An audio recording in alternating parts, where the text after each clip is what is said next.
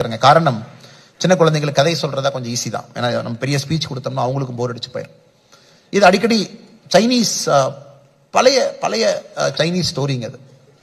இது எதுக்கு நான் உங்களுக்கு வாழ்க்கையில ஃபேட்டை பத்தி கர்மாவை பத்தி சொல்ல வேண்டும் என்பதற்காக இந்த கதையை சொல்றேன். 2 விவசாயிகள் இருக்கிறாங்க சைனாவுடைய ஒரு பகுதியில். ஒரு விவசாயிட்ட 2 குதிரை, இன்னொரு விவசாயிட்ட 1 குதிரை. அந்த விவசாயினுடைய 1 குதிரை வச்சிருக்கிற விவசாயி குதிரை ஓடிடுது, காணாம போயிருது. நம்ம கிராமத்தில் உங்களுக்கு தெரியும், மாடு இறந்துட்டா கூட நம்மளாம் போய் துக்க விசாரிப்போம். ஐயோ மாடு இறந்துச்சுங்களா, ரொம்ப சாரி. ஏன்னா உங்களுக்கு அது ஒரு அசெட். அதே மாதிரி எல்லாம் வர்றாங்க, அண்ணே என்னன்னே பேட் லக் உங்களுக்கு, ஒரே ஒரு குதிரை வச்சிருந்தீங்க, குதிரை ஓடி போயிடுச்சு, what a bad luck for you. அது சொன்னார், பரவாயில்லைங்க இதுவும் கடந்து போகும் அப்படின்னு. கொஞ்ச நாள் கழிச்சு சண்டை வருது. ராஜா சொல்றாரு, யாருகிட்ட எல்லாம் குதிரை இருக்கோ எல்லாம் குதிரை எடுத்துட்டு வாங்க, சண்டைக்கு போலாம்.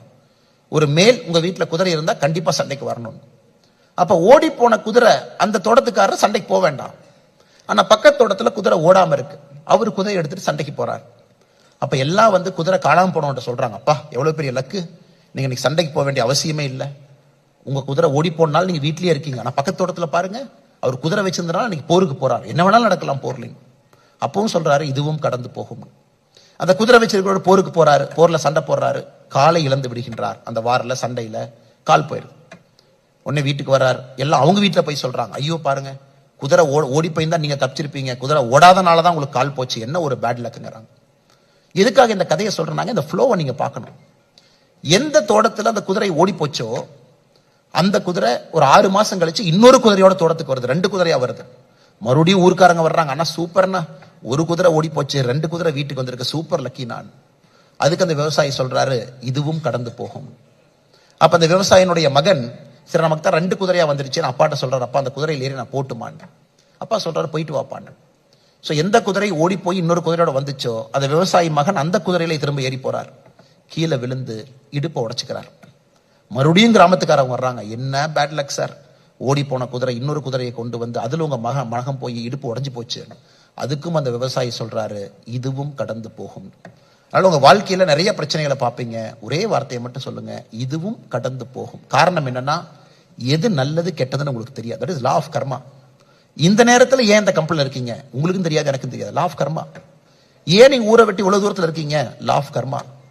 நீங்க கெட்டதுன்னு ஒன்று நினைப்பீங்க, அது 5 ஆண்டுகள் கழிச்சு பார்க்கும்போது உங்களுக்கு நடந்த பெரிய நல்லதே அதாகத்தான் இருக்கும். இன்னைக்கு நல்லதுன்னு நினைப்பீங்க, 5 ஆண்டுகள் கழித்து பார்க்கும்போது உங்களுக்கு நடந்த கெட்டதே அதாகத்தான் இருக்கும். அதனால இந்த சைனீஸ் குதிரை ஸ்டோரி எப்போ நான் வச்சுக்கங்க, எது நடந்தாலும் புன்னகையோடு, கம்பீரத்தோடு, வெற்றி நடையோடு அதை கடந்து போக கத்துக்குங்க. வாழ்க்கை இனிமையாக இருக்கும், சிறப்பாக இருக்கும், நீங்களும் நன்றாக இருப்பீங்க, இந்த கம்பெனியும் நன்றாக இருக்கும், இந்த கம்பெனியும் அடுத்த கட்டத்திற்கு போகும். மறுபடியும் ஒரு முறை இந்த அரங்கத்தில் இருக்கக்கூடிய எல்லா 1600 அன்பு சகோதரிகளுக்கும், கேசரி சந்த் சேத்தியா அந்த ஐயா அவர்களுக்கும், அவங்களுடைய குடும்பத்தினுடைய பெண்மணிகள் எல்லாம் வந்திருக்கிறாங்க, அவர்களுக்கும், இந்த குடும்பத்தினுடைய இளையவர்களுக்கும், S2M ஹெல்த் நிறுவனத்தினுடைய senior people who are part of the leadership team, management team, அவர்களுக்கும், இந்த கம்பெனியில பணிபுரியக்கூடிய எல்லா அன்பு சகோதர சகோதரிகள், எம்ப்ளாயா யார் இன்னைக்கு இருக்கிறீங்களே, நாளைக்கு நீங்க லீடர்ஸா வரணும், லீடர்ஸா வந்ததுக்கு அப்புறம் ஒரு நாள் நீங்க ஓனர்ஸா வரணும், அதான் எங்களுடைய எதிர்பார்ப்பு. இந்தியாவுடைய வளர்ச்சி உங்க கையில் இருக்கு, நன்றாக வர வேண்டும் என்று சொல்லி வாய்ப்பு கொடுத்தது நிறுவனத்துக்கு நன்றி தெரிவித்து என்னுடைய உரையை முடித்துக் கொள்கின்றேன். நன்றி, வணக்கம். பாரத் மாதா கி ஜெய்.